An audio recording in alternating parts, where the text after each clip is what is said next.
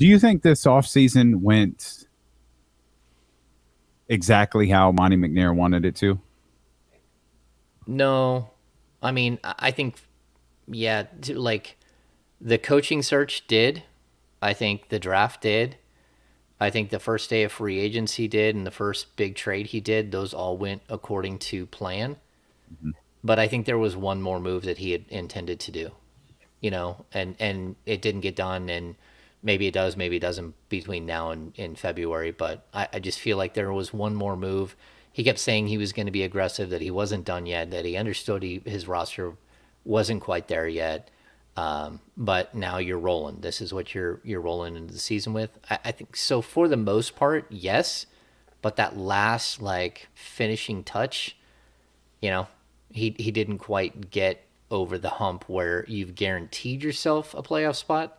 You look like a playoff team, but that's on paper.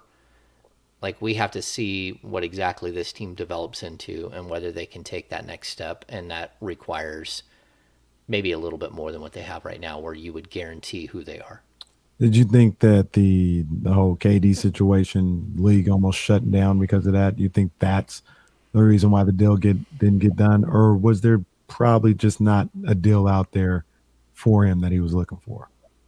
No, I mean, I think that played a role in it for sure. I mean, like at the end of the day, I mean, if we see this rumored deal that could have happened, which we don't even really know what the rumored deal was, except for Harrison Barnes might have gone to the Phoenix Suns during the offseason. That's certainly a one potential trade that got held up by Kevin Durant in that situation. But I don't know. I think that he probably had 5 or 6 deals, and just either they didn't make sense to him or things changed with other teams. Just like if we take the report at face value, the Kings were very interested in making a trade, and then things changed, and so they weren't ready to do the same deal once the Suns were finally ready to do the deal. And so, yeah, I do think that, there's always going to be opportunities that are like missed. And I don't even think that that's it. Like, I don't think that there's some missed opportunity that Monty McNair, blew or something. But at the same time, I think that he would have liked to have made one more like earth shattering move that would change, that would cement who and what his team is. Regardless of the legitimacy to it, that Suns move, the Cam Johnson move, that's the only one that really truly makes sense to me, because you're getting what you're asking for, a younger player at Harrison's position that's around for more than a year. Hmm. Yeah, but even that, I mean, that was speculatory as to what they That's were. what I mean. Yeah, for Yeah, sure.